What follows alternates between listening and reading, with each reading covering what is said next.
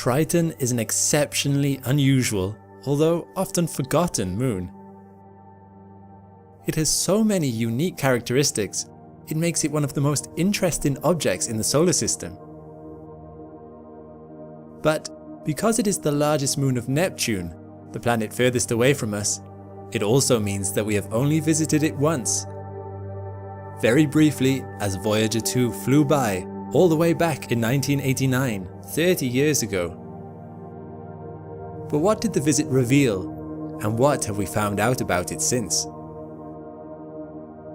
I'm Alex McColgan, and you're watching Astrum, and together we will find out everything there is to know about the fascinating world of Triton.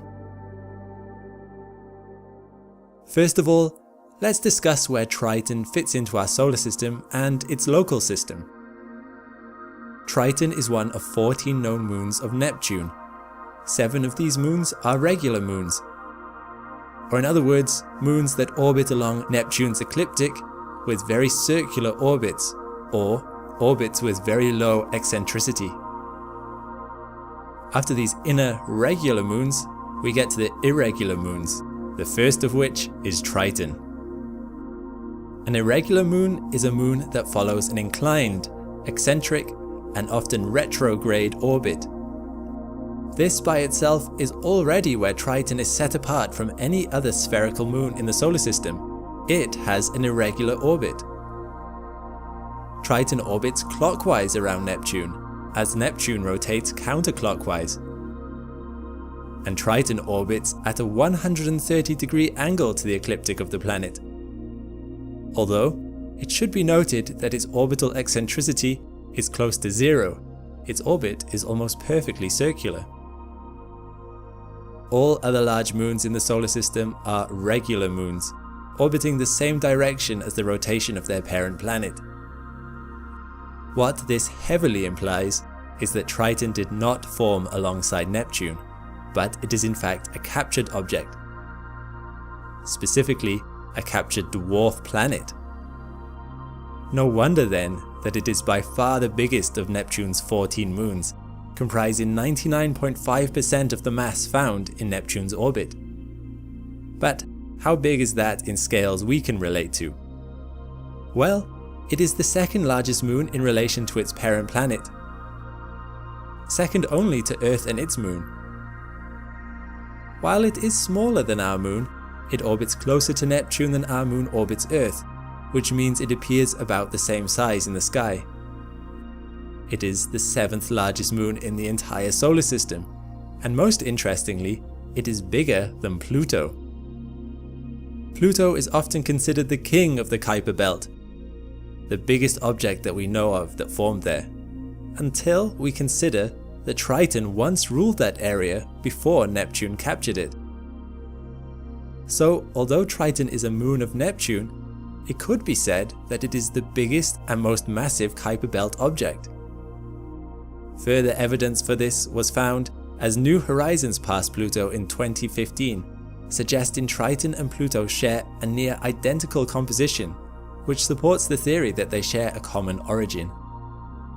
Beyond Triton are 6 other irregular moons, found much further out. They are almost certainly captured objects too, with unusually eccentric orbits that take years to complete.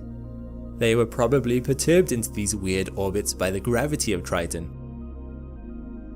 So, if Triton was a captured object, how did that happen? Objects need to lose momentum to be captured, otherwise they would have enough momentum to escape. Well, we can't know for sure, but the leading theory right now is that Triton was once part of a binary system, perhaps like Pluto and Charon. As Neptune approached Triton and its moon, the gravity from the encounter would have caused the binary system to fall apart, with Triton's moon being slingshot away and Triton losing enough momentum to be captured in orbit around Neptune. I mentioned that Triton shares similar characteristics with Pluto. What exactly does that entail?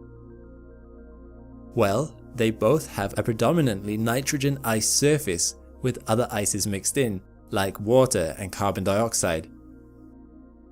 It has quite a flat terrain. Its topography never varies by more than a kilometer. although Voyager 2 did see ridges and troughs, plateaus, and ice plains. What you may find unusual though, is that it has very little in the way of craters. This implies its surface is very young and is constantly being renewed. Like Pluto, it also has some reddish patches, which is thought to be methane having reacted to UV light from the sun, producing what is known as tholins, an organic compound that has a supposedly tar-like consistency. While organic compounds do not mean life is present there, organic compounds are the basic chemicals from which life forms. Life likely couldn't exist on the surface of Triton anyway, as it's far too cold and the sun far too dim to support any life form that we can imagine. But what's interesting is what could be found under Triton's crust. Under Triton's surface is thought to be a rocky and metallic interior, which gives Triton a reasonably high density for a moon at 2 grams per centimeter cubed. Because of this, and also due to the big step up in size from the next biggest moon in the solar system, Titania, it has more mass than all the moons smaller than it in the whole solar system combined. The radioactive decay from the rocky core could be enough to heat and power convection in a subsurface ocean of water, much like what is thought to be under the surfaces of Europa, Enceladus, and some other large moons in the solar system. And just like Europa and Enceladus, cryovolcanism is an active process today on Triton. Liquid water in the mantle erupts onto the surface like lava on Earth. This is the main reason why the surface is so young. It is being actively renewed by liquid water erupting and then freezing on Triton's surface. Some very young lava plains have been identified, sparse and flat regions, yet interestingly with a wall that surrounds the plain.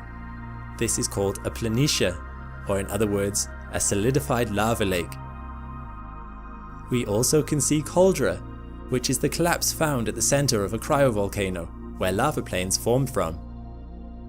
It is thought that the water from these eruptions would have also brought minerals from the underground oceans onto the surface, perhaps even being the source of the tholins and organic matter I mentioned earlier.